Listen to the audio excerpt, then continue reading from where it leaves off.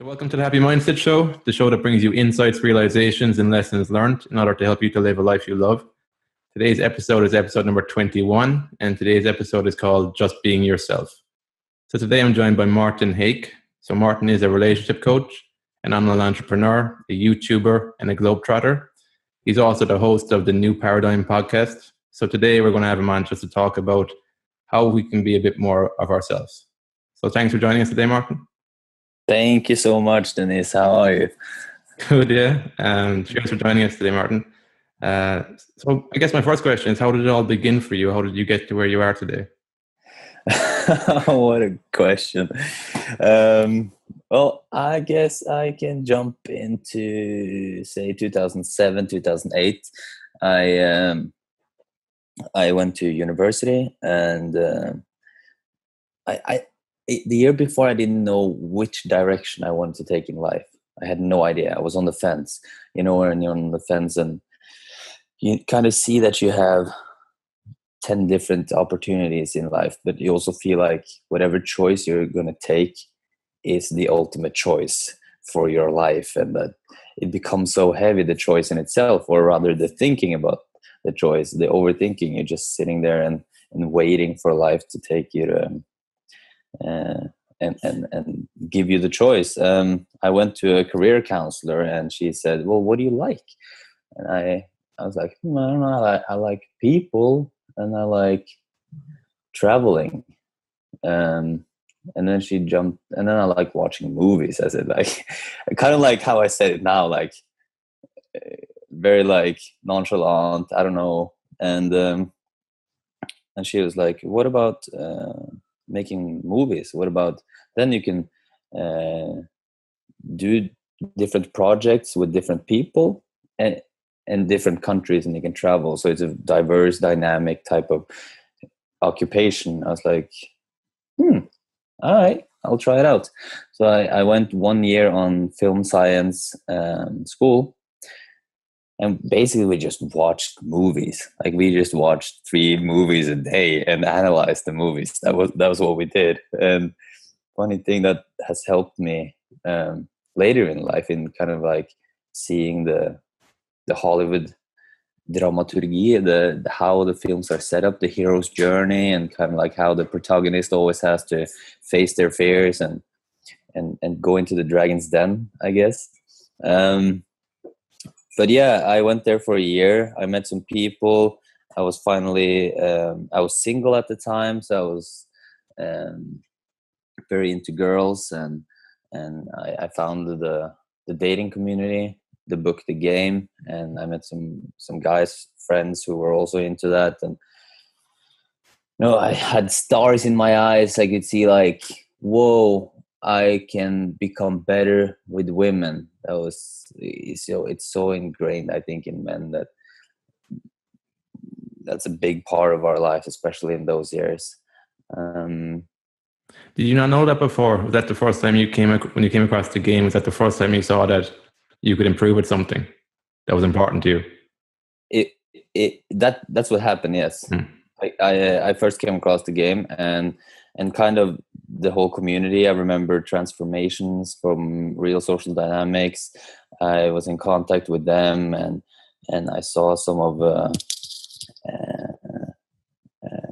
Eric. Was it Mystery? And that whole thing, that whole show. It was more of a show, but most importantly, it gave me the inspiration, the will, the motivation to get myself up from the couch and be proactive in life. And like, wow, I can really actually become better with women and in relationship, and I can and that should, it might, it's not just becoming better at a skill, but it's also when you start studying it, you start seeing that it's actually personal growth. It's peak performance, and there was NLP, and there was like all these kinds of different ways of kind of becoming greater. And that in itself was super tempting and super exciting. So I became more excited in personal growth while I was studying or watching movies on that school than I was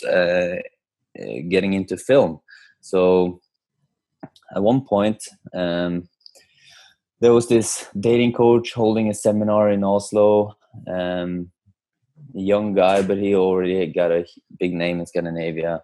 And then we took all the money we didn't have and took a car, drove down to Oslo and went to his seminar. And he kind of did his funnel was doing a free seminars all over the place, and then kind of pitching his instructor program, 6 month expensive program where you move into a house and work on yourself and your relationships with other students. So I was completely sold by the idea. So when I was sitting there, I was shaking, and I had that adrenaline rush, and I could feel my entire body was just telling me that this is something for me.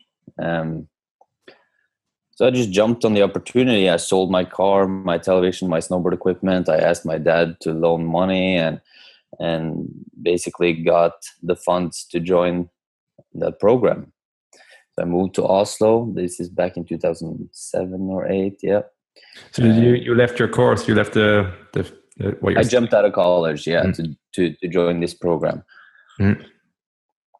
And did you realize at that point it was about personal growth, or was it still about the women then, or what was? Well, that was kind of why I jumped on it, because he was way more into like Tony Robbins, Stephen Covey, Brian Tracy, Zig Ziglar, kind of the old school, get your shit together, step the fuck up type of bang your chest and say affirmation type of personal growth. And I liked that idea, and I started to become more ambitious and think bigger. And we kind of proactively brainwashed ourselves during that program. We were kids, but we thought big, and we achieved a lot in a very short amount of time. And it was super messy. Like if you talk about creation being chaotic or messy, it was super messy. Like but at the same time, we woke up every day working out in the park, doing affirmation and banging our chests, and then we went out on the streets and talked to women and men, strangers in general, for like 6 hours a day. And I had a part-time job as a phone salesman. I became the best salesman like that, just from I was in this personal growth world, and everyone around me expected me to do great and to continue to improve, and always it was kind of massaging that whole part of me, and being in that culture. And I read a lot of books and went to a lot of workshops and seminars, and I was completely immersed in it. So during that period I started blogging, and also a newspaper in Norway did a piece on us, a pretty big one. So at the time, the blog started to get some readers. And at the 2008, there wasn't many bloggers, or there wasn't many blogs out there, or website. Well, there were websites, but you know what I mean? It's a different ballgame now. What were you blogging about? What was the content of the blog? I wrote about everything I thought was inspiring from the books I read, but it was mainly dating. It was like, today I went out and this happened, and I learned that this is important because of this and this, and which complies to this book that I read, for example. So that would be a normal post. And then I tried to like keep it. I'm ambitious. I tried to keep it consistent and like post. And then there was some underground forums where I posted my post, and all of a sudden I had a quote unquote name for myself. So people started coming to me for advice. How old were you at this stage? I'm like 20, 21, 22 maybe. 21. Let's say I was 21. So people came to me for advice. I started thinking bigger and arranged a free seminar for that my mentor at the time. His name is Neil. And at that seminar, I because I gathered like 120 people, and then he did his pitch, and then he did his speech and then his pitch, and I got 10% of that. That was our deal back at the time, and I made, I think, $6,000 in one day, and that kind of blew my mind. I was like, whoa, that's like 4 months salary in one day, with obviously with work, but like it just made me realize, kind of blew that idea of how much I can make, just blew it in pieces. I saw something new. So after that, I arranged my first my own free seminar. Had like 250 people at my first seminar, like my first real seminar. I had 250 people attending, and I remember I was super nervous. Was that? I was just going to ask you, how were you feeling at your first seminar? You were about 21, 22, is it? Or? Oh my God. Yeah, I was like 22. It was so nerve-wracking. But it's funny because it's just nerves, and then you get used to your nerves. And then when you're on stage, from the second you're on stage and you open your mouth and you realize no one's going to kill you, you're good. Like you're in the zone, you're there, and you're just leading with your words and your thoughts as you would, like we're doing right now, or as you would in a conversation with anyone. So, but obviously, I was out of my comfort zone and I didn't have much experience talking on stage. So I forgot any breaks on a 2.5 hour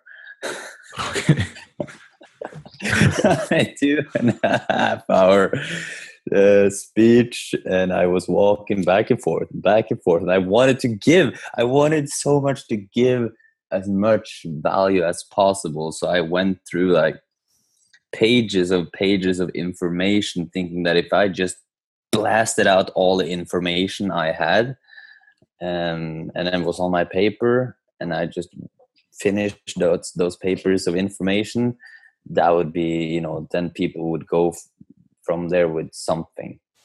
When did you start realizing it doesn't really work like that? Was it then, or did it take later to realize it's not really the information that people remember? Way later. Yeah. Like 2013 later. Yeah, it took me 4 years. I was, but you can, as long as you share, I think there is wisdom. So yes, there are, like Jamie, for example, is an amazing facilitator, and how he shares his knowledge is incredibly clear, and just like a lot of times, if you really vibe with him, you're going to understand what he means, and you're going to sit there and you're going to drift off and you're going to drift back, and drifting off and drifting back is not counter. They're not struggling with each other. It's just like, oh, I'm back, and then you're gone, and then oh, I'm back, and it kind of like builds on, and it's a good thing, and he's really mastering that skill, obviously. But I think, and also like the years that I was just punching on with Tony Robbins quotes, and just being that energized guy who said you need to step up.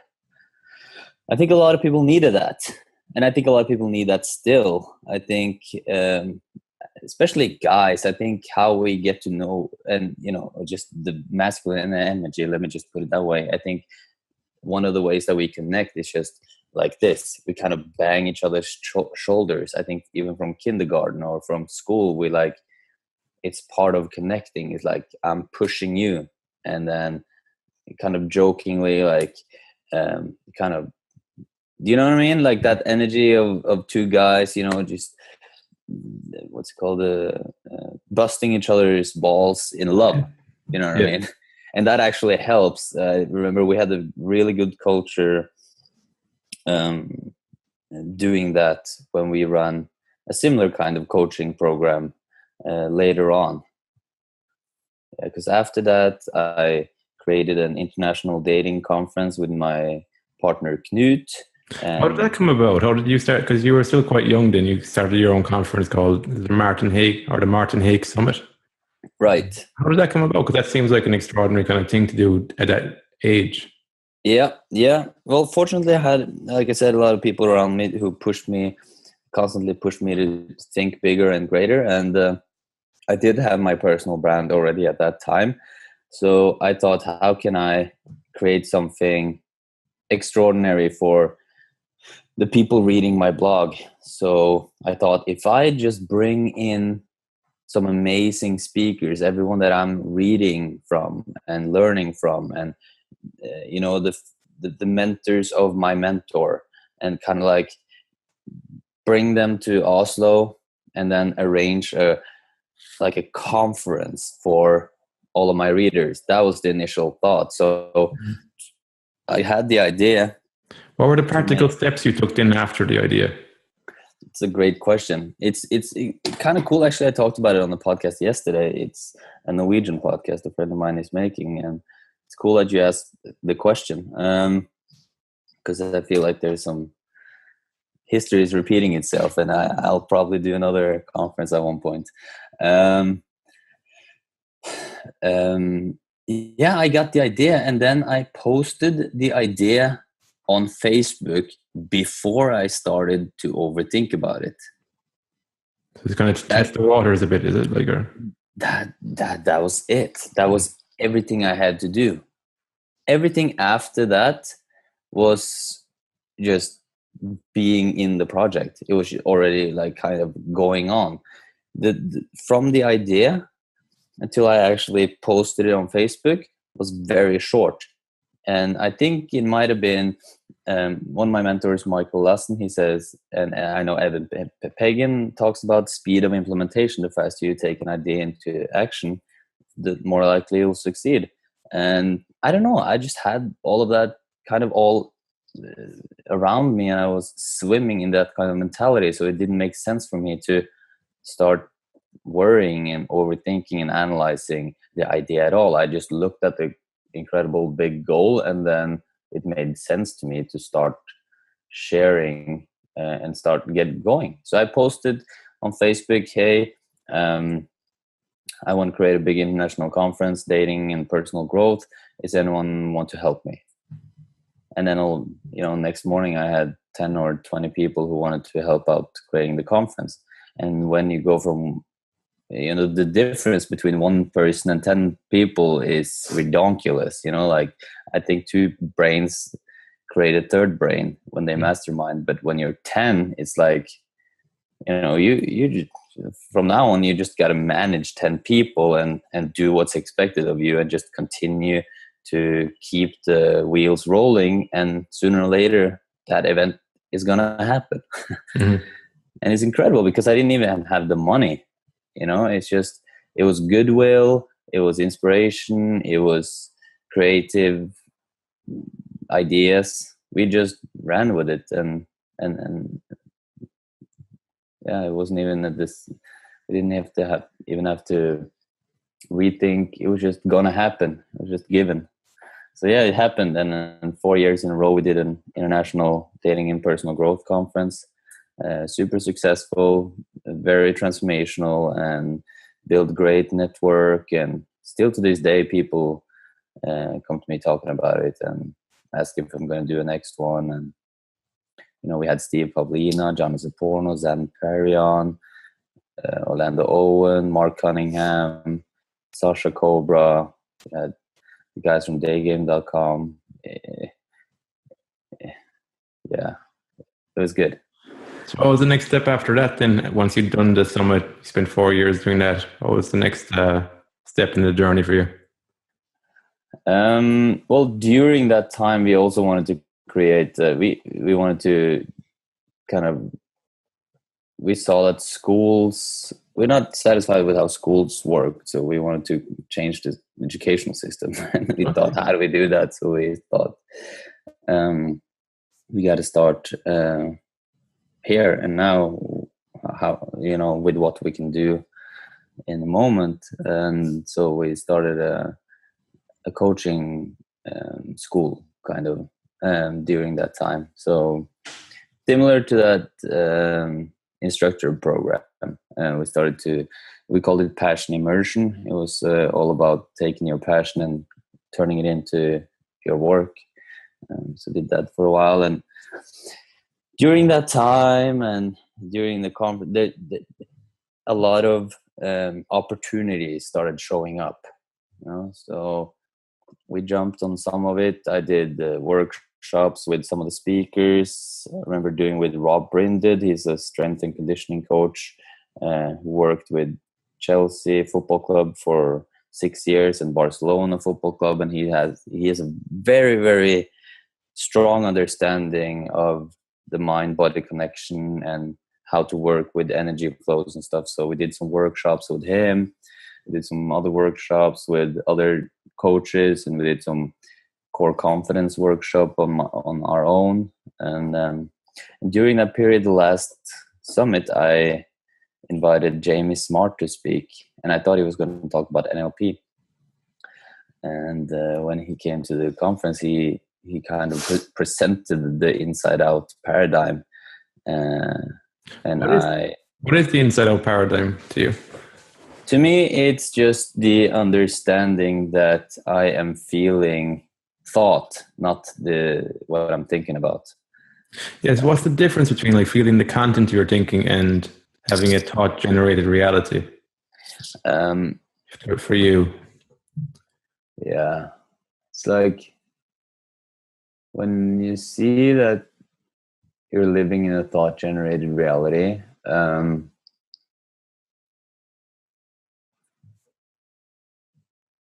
everything is connected, and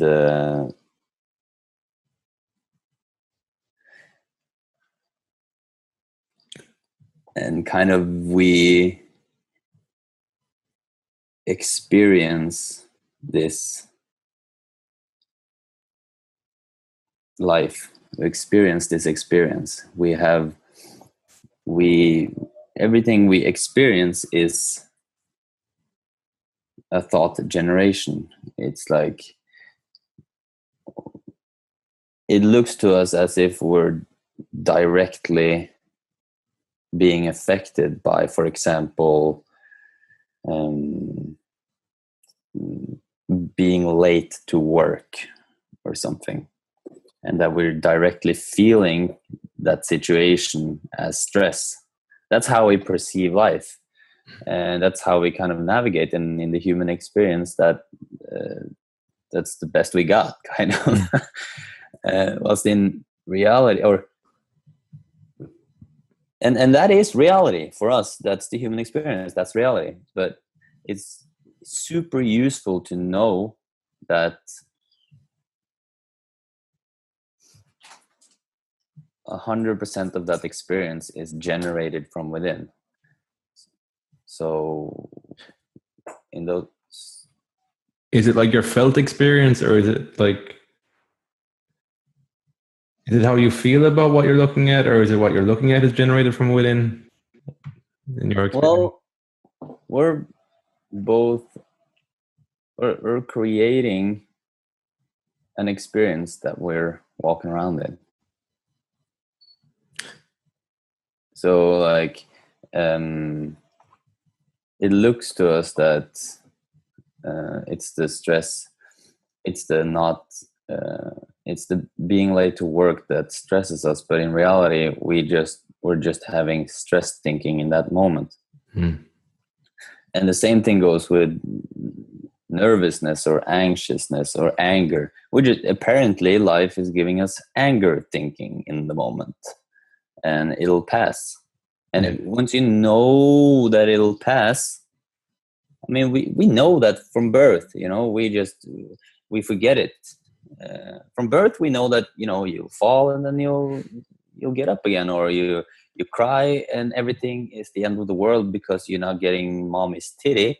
And then the next moment you're fine, or you're falling. Like it, when we're a kid, we don't overthink.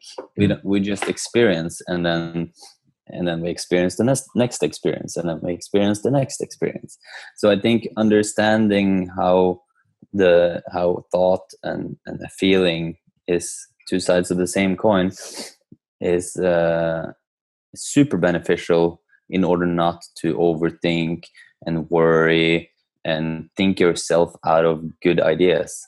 I think a lot of times we were talking about this at the podcast yesterday. Like if you just follow the system from day one, and you just became a sheep following the system, and you're in a I'm a bit harsh on this because that's just my personal preference, is just to live a very, very free life.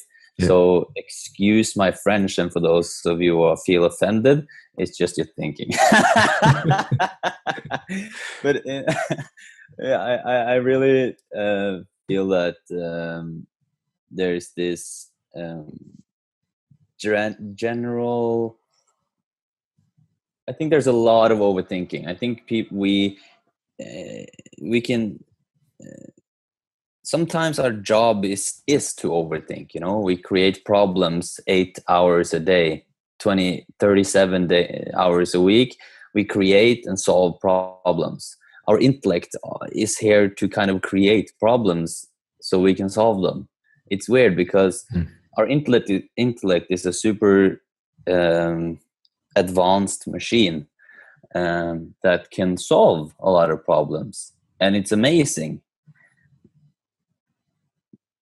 But it's a bad master. Yeah, exactly. It can never kind of really touch the essence. It's like the painting of Michelangelo, the god and the dude. Yeah, Sistine Chapel. Right, and they're barely not touching fingers. You can interpret that in a million ways, I guess, but one of the my interpretation of it is you can never really touch God. You can see him, you're in contact with him, you're constantly living on, there's life force. Your hair is growing, your nails are growing, we are constantly growing. In this moment, we're growing. In 7 years, our cells are completely changed and switched out. So there's constant change, and that change, that unfolding of life, is what we're pointing to when we talk about universal mind, or God, or the formless, or whatever is there taking care of us when we are. It's true that it happens regardless. It's like, I think it's quite insightful too to know that your body actually regenerates. You're not the same person physically that you were right before.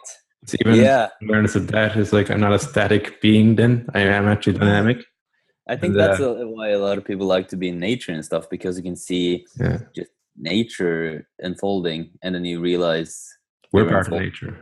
Yeah, we are nature. Yeah. So like, if I'm not feeling the circumstance directly, I'm feeling my thinking about the circumstance. Does that mean that I can do something without feeling confident enough to do it? Yeah, definitely. That's the cool part. Like when I realized I was feeling my thinking, I could do a lot more, because I didn't have to both be nervous and worry about being nervous. I could just be nervous and then know that it'll pass at some point. And it's just it's a game changer. It's a complete game changer, and it changes your relationships as well, because all of a sudden your friends are family, because you have that same groundedness around your friends as you would your family, because it's all, you're walking around in your own experience. And do you find yourself becoming a better listener when you start realizing this? Yeah, I feel so. I did last year I worked as a career counselor, and I got a lot of feedback from the candidates, and that I am a good listener, and really like the whole dynamic. I think I kind of stunned some of the people on in that company with my, or surprised with my coaching style, because I'm actually, it's different. It's not just result. I did have the result responsibility for 25 people, and the result is they have to get a job. That was a career counselor coaching job that I had. But I knew deep in me that I cannot control their results.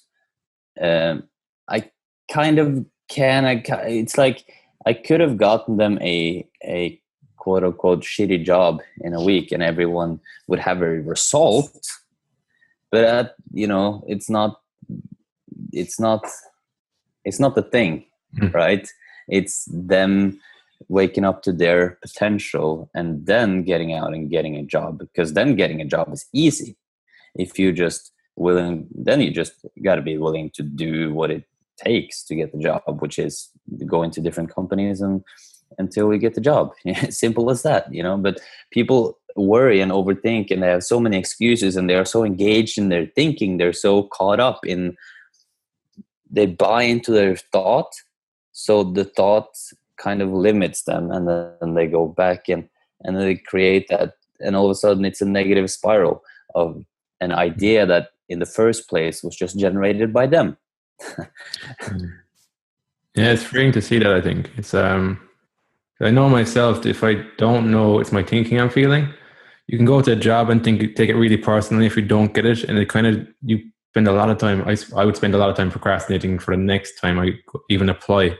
But when I start realizing that it's impersonal, I can just take the feedback on board regardless of whether I get it, use it for next time. So I save a lot of time in the long run, and I increase my chances of getting a job. I think that's kind of how this understanding is helpful in that situation. That's cool. Yeah, you save a lot of time. Yeah, you save a lot of time. You save a lot of suffering, unnecessary suffering.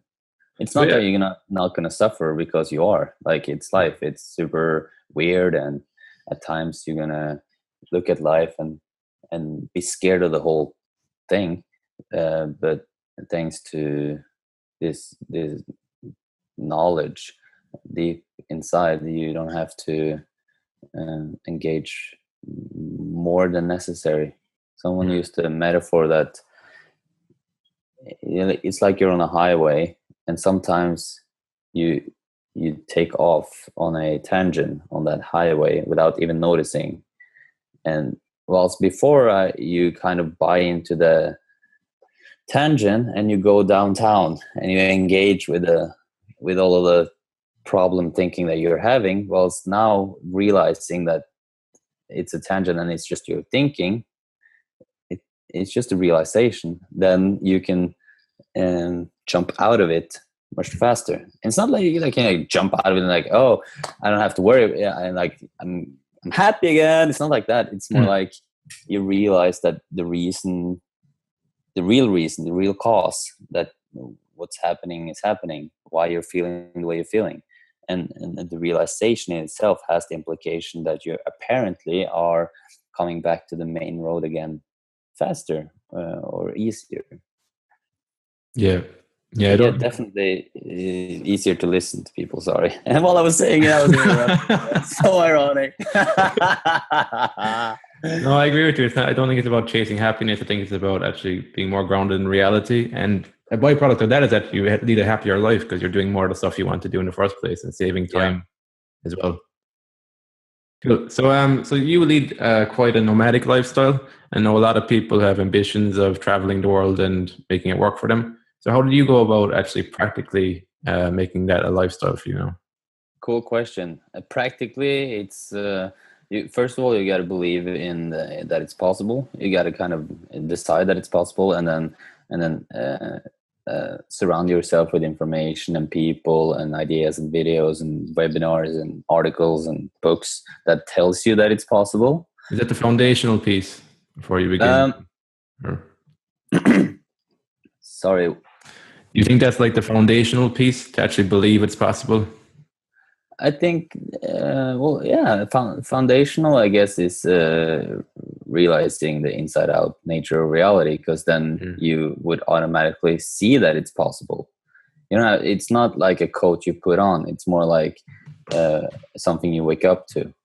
It's just a fact. It's possible. So realizing it's possible, and then I guess life is a feeling process. So yes, you can make the decision, and then you can stand on with that decision, and then just go hard in one direction. But you always have to be open for adaptation and new ideas to come, and be flexible. I have the way that we're jumping out in the world now with a van into the hashtag van life world, and drive around and be very like simple lifestyle ish is not the way that I thought I was going to conquer the world, if you know what I mean. It's not the way that I thought I was going to experience more places and stuff, but it just ended up being that way. In a general inspiration and idea that I believe traveling and freedom will expand my horizon, give me more experiences, and help me grow better and stronger and faster, I guess.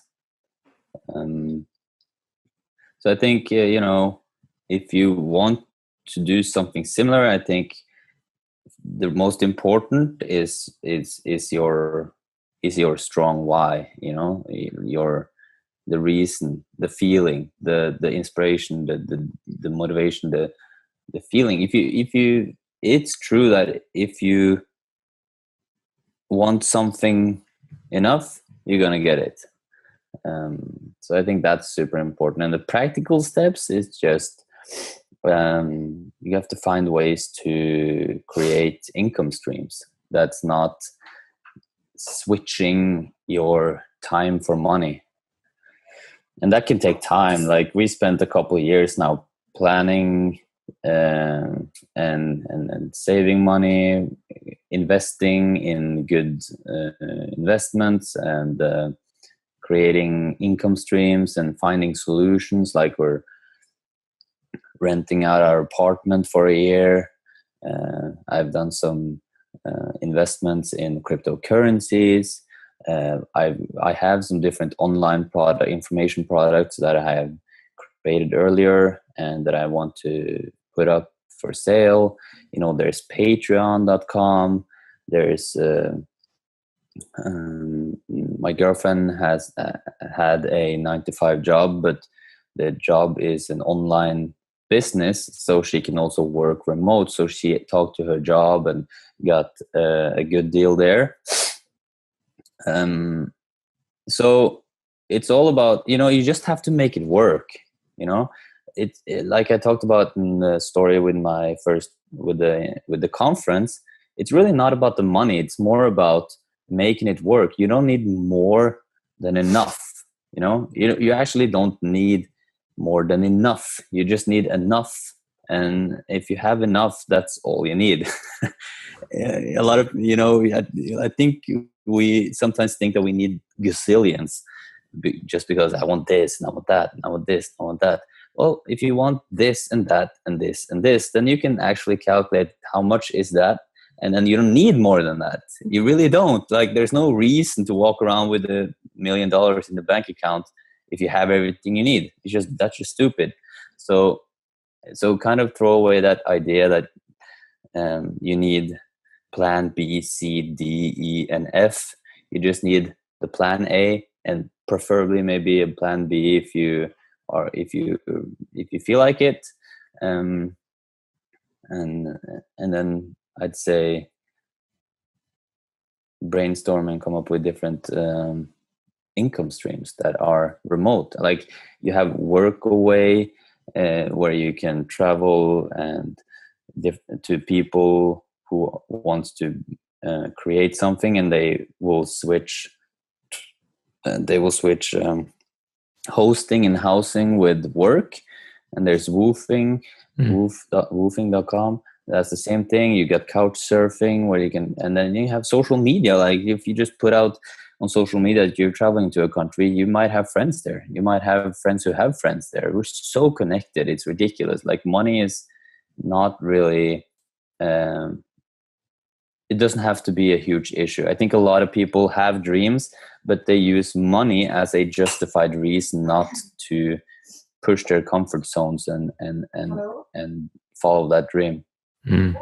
Yes, you never see B, C, and D, steps B, C, and D, because you have the excuse of money to begin with, so it doesn't even materialize. Right. It's a safety pillow. It's the pillow, it's my problem here. I have to pay the bills. Oh, it's it's a comfy pillow to hold onto. And I had bills. I've been in huge debt. I've been broke in 8 different countries. How do you think about money then? How do you have that resilience to come back from being in debt? Oh, that's a good question. Thanks. It's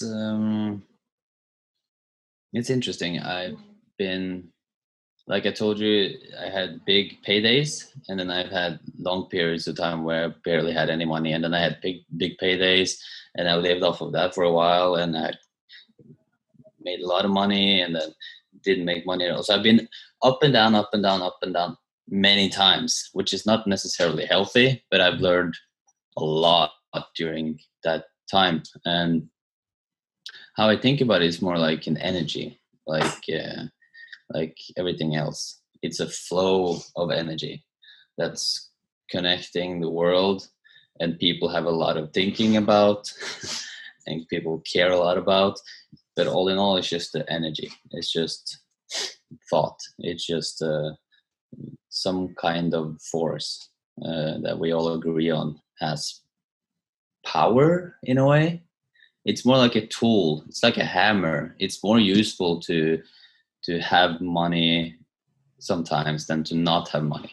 But actually, it's more useful to not have money sometimes than it is to have money. For example, when I was super broke living in my apartment, I lived off of chickpeas and carrots and, the bare minimals. And I became super creative in the kitchen thanks to it, because I had to use the food that had been lying there in the cabin in the metal tins for 2 years, you know what I mean?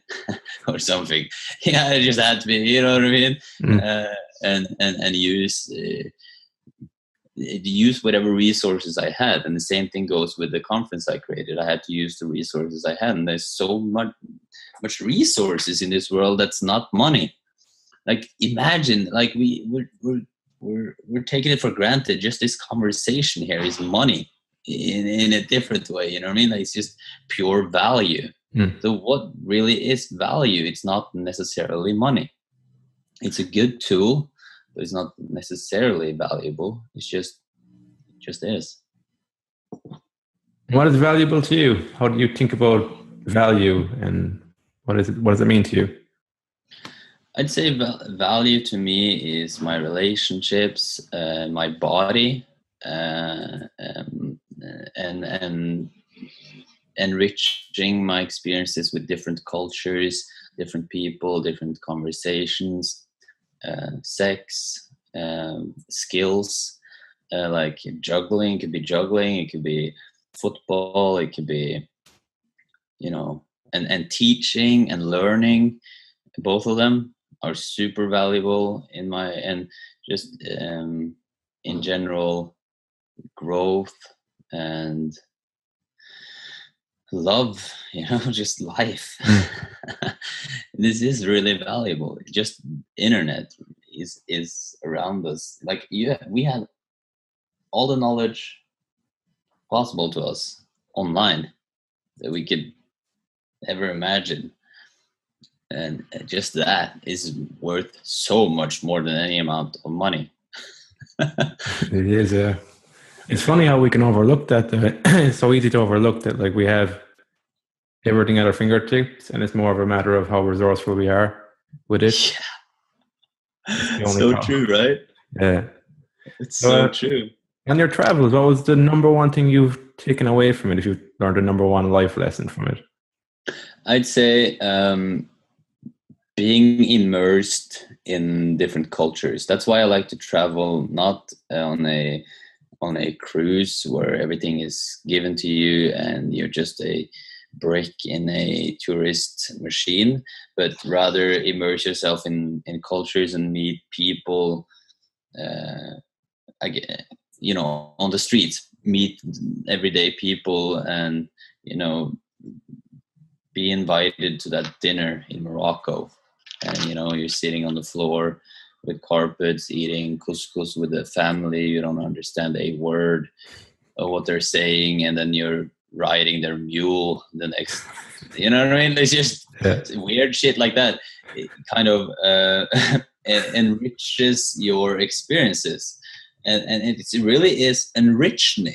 It really is like you're growing and enriching, and you feel your life, your being is more lively, I guess, when you experience new stuff. It's like a new thought. It's a new feeling. So when traveling and you experience new experiences, it's enriching. It's even widening your horizon, both physically but also mentally, and spiritually. Like, everyone has their truth, everyone has wisdom, everyone has something to bring on the table. And in Norway, where I live, we have certain social codes, like in every other culture, that we sometimes takes for granted. And within those codes there are norms, and if you jump out of that norms, you're not necessarily going to be accepted by society. So you're going to be probably overthinking it and engaging in those thoughts of looks or comments from other people, or you know what I mean. So just, I think you're growing so fast by traveling, because you're thrown into different pools. You're thrown into different colors. All of a sudden you have green and yellow and red and purple to blend into your life and into your stories and into your even movements. I love Africa, especially East Africa. Like, they're so physical, and everyone is using their bodies constantly. And it's just so inspiring to see that, because you get inspired to do that yourself, and you see how that enriches your life. If I were to constantly stay in Norway, I would have not seen that, maybe the power of constantly using your body, the power of smiling with a big smile to someone you meet on the street, or the power of dancing every day, all day. That's a very African cultural thing. The things that I just mentioned, like everyone is dancing, even grandmother is dancing.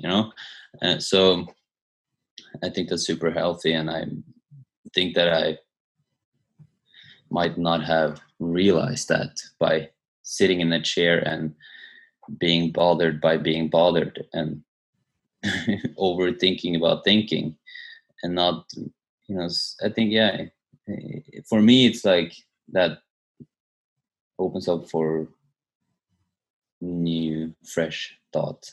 Yeah, I think it's definitely a physical representation of different ways of looking at life, different ways of being. You can kind of see I can create my own way of living this way. When you see that there's no one right answer here within the cultures, there's a blend of different ways of being. I think that helps. All right. Totally agree. Yeah. Because you can see your own habitual thinking, I guess. When you get perspective. Yeah. Funny one, because even yesterday I was doing a workshop, and there was one guy from Mumbai who was just over for a few weeks, and he said over there that they'll just run between. They won't wait for the traffic light on the walk. They just run across the road. And so when he got to Dublin, he was doing that for a little bit, and after a while he realized, no, you have to actually press the button and wait first. But it's funny how those things, we take these things for granted, because if I went over to Mumbai, I'd be waiting there for an hour probably before I Right, realized. right. And it was like, who is this square guy just Yeah. following all the rules? That's funny that way. The other thing I saw about you, you went without a phone for 6 months. So what did you learn from that experience? Wow, yeah. I haven't talked much about it. I wrote a post about it.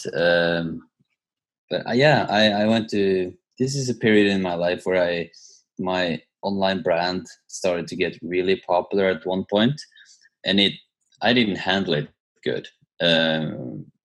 So yeah, just put it that way. And at one point I lost my phone, and I was kind of running my entire business from the phone. So I looked at it as, well, first I got like pissed, and then I looked at it as a sign. So I just chose to not prioritize getting a phone again. I were on social media a little bit, stuff like that. So I wasn't disconnected, but I was way more disconnected than I had been. So what I learned from it was, I think one of the biggest takes away was the attention to people that are close to me. Right? So there is this universe inside here. Everyone who's watching or listening, this is a universe, like this social media world, this internet is, and it's social, it is, and it's real, and it's like, it can be super valuable, but it's also not in the room that you're in, if you know what I mean.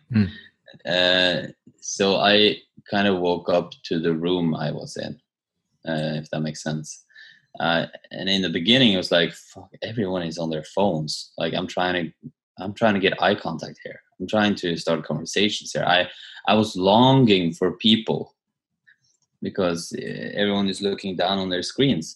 But I realized that as soon as I got over that longing for people, I wasn't that bothered anymore by people looking at their screens. It's just something I can interpret it in a gazillion ways. It doesn't have to be bad. So when I got over that, I feel like I started to connecting with people more, especially with my close friends. It's like, okay, we can talk about stuff that maybe I've been postponing or not being able to, just running away, kind of looking at your phone. So I feel like there was definitely, I don't know the English words. Oppgjør. Vet du hva oppgjør er på engelsk? No, I don't know the English. Not going. First, done in Norwegian. Stuck in translation. Damn it. Let's see if I can find a way around it. I guess the most important point is that it gave me a different vibe, a new perspective of my friends around me, the close friends and family, because I was not always having that safe. I had constant reaffirming and people giving me compliments, or what's it called? That high of being recognized. Like dopamine hits, like yeah. And especially if you're popular online, you're getting constantly people telling you're awesome. That can be quite a challenge too. I think I've seen with people that, even noticing myself, there's a tendency to get lost in that, and you don't actually learn anything then. Yeah, I did. That's what happened to me. Like I got high on my own supply. I was the king of the world, and I knew best. And my business strategies were the best ones, and because I knew best, because I had the biggest brand. and that got to my head. And so when I lost my phone, I woke up to being humbled, like really hard. It was some periods there where I had some not cool conversations with my best friends, and it was hard. But again, it was real.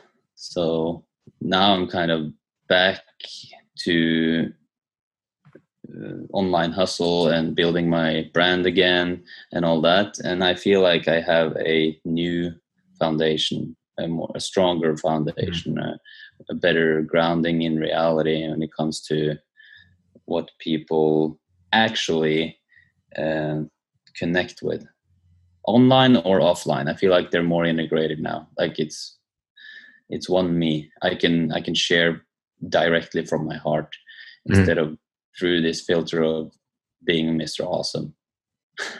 Yeah. I remember having Rudy Kennard on my podcast, and he said it so nice. He said, when I realized that I wasn't superhuman, I was allowed to be human. And in that, I could be in being human and not superhuman. That kind of ended up being super. Just being yourself, like the title of the podcast. Huh? Yes, sir. That's so important. And even like marketing and stuff, like I've been studying everything in marketing, everything, especially back in the days. And I built funnels and like the pre-launch sequence and like database, learned copywriting and written, and yes, I've done a lot of online sales and etc. But I think it's like sugar when it's like empty calories. If there's no soul in there, if you're looking to build your brand, you got to be able to just give your soul to completely submiss yourself to the world, to everyone, to everything. Like you got to be able to, like Jamie wrote a post here the other week or something where he wrote that he was really disappointed that his new book didn't do a good as much sales as he wished. And obviously, ironically or obviously, depending on who you're asking, that post went really well, but not only in terms of quantity, but in quality. Like people were like, wow, thank you for saying that. And like, this is why I am following you, and this is why I respect you, and all that stuff. So I think the old school marketing tactics of playing on scarcity and constantly pushing, and always hyping. I think we see through that now. I think that's old news. Like there's nothing in life that you can hype, and it's not going to be like a big bang. And I don't know how to say it, but we're always in the moment. Bliss is always available. So yeah, it's not held captive. The scarcity. Yeah, yeah. So that creating that false sense of that idea that if you just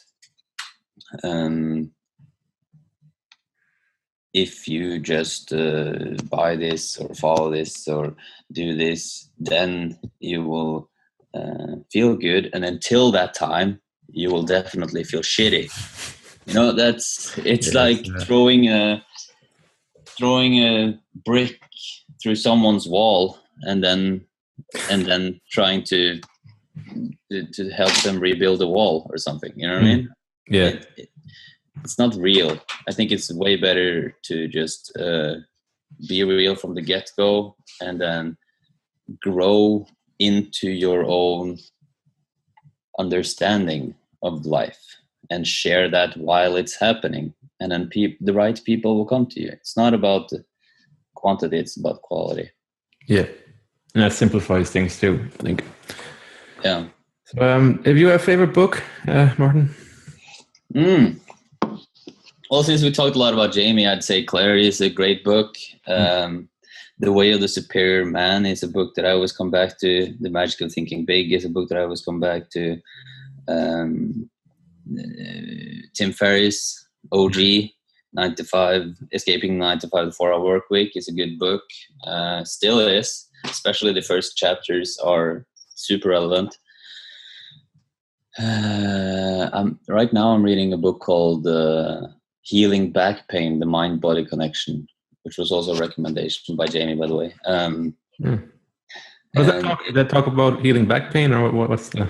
It's not as much about healing back pain that I thought. It's more about the mind-body connection, which is super interesting, and how the mind tends to put tension into the body instead of the mind. You have to give you like a message or something, or like what's the... I haven't read the whole thing through, so I'm careful to phrase it and stuff. But I either to give you a message or to just place the problem somewhere, if so that you can notice survive. It. Yeah. Or survive. Okay. It's very interesting. I don't know. It's a good book. It's interesting to read, and I feel some. I'm really like feeling some release in every time, not every time, but sometimes when I read it, it's like I realize more about the mind-body connection, or I see something new in mind-body connection, and really everything is not just connected, but everything is this form that we're engaging in. Even my body and this computer is somehow the same thing, if that makes sense. And just seeing that from different angles and new perspectives kind of opens up the opportunity for healing. And then you see, and you know, just like we can walk around holding on to a mental problem because we think it's important, because it has some kind of feeling to it that's intense. It's bad, but it's intense, so we think it's important, so we hold on to it and we engage with it, and then we create more of it, kind of. I think the same thing applies with our bodies, that I've had some issues with my foot and my leg and my hip, so when I'm feeling shitty, sometimes I engage with that and it becomes worse. Let me just put it like that. And other times I can see that it's healing.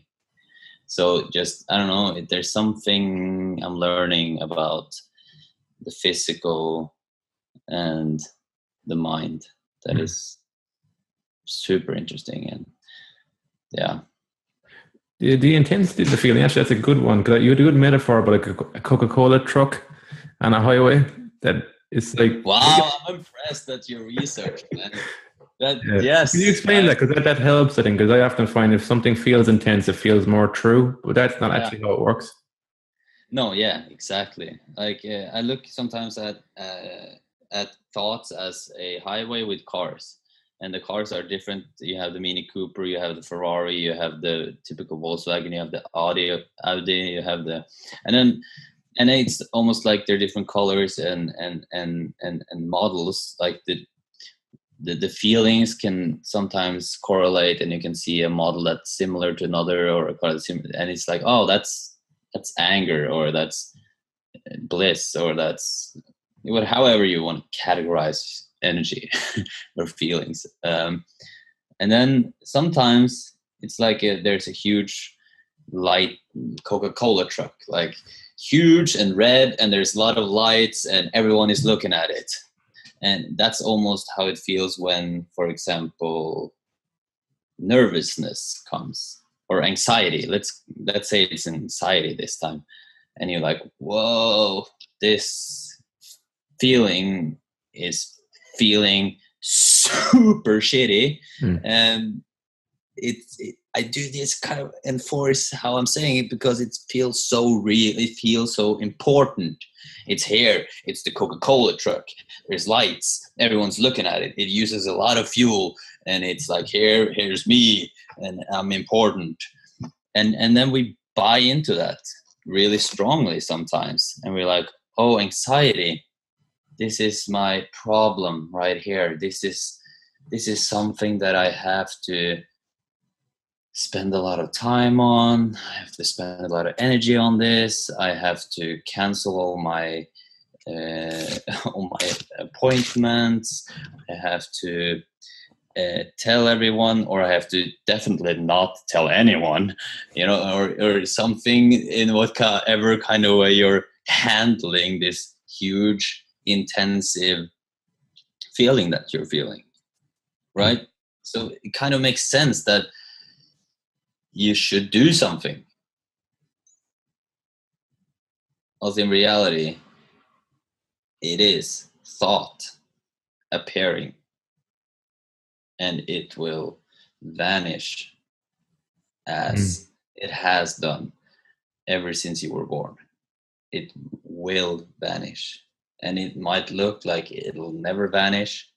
It might look like it's the end of the world and you can't see the light in the end of the tunnel. Realizing you're feeling thought and not the content you're thinking about will help you to understand that your natural life force, that thing that had you try to stand up in the first place, that thing, the natural just growth energy will just take care of it. It's like if you scratch yourself, it'll heal if you don't continuously scratch on it. Yeah. And I mean, sometimes, you will scratch it, sometimes not. Like, that's fine too. It's more of deepening the understanding that it'll pass. It really will. I think that's it. I think it's realizing it's impersonal. It feels like that for everybody. It's not just because it's me, I'm a special person or something. It's just that's the way it works. And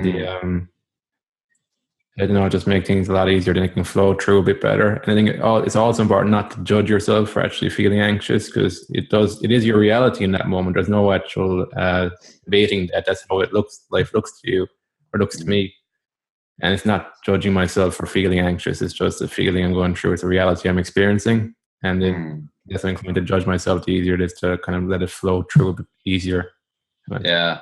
I like like I would say, just flow through. Yeah. It's like a subtle, someone said it's like a subtle violin behind an orchestra of noise.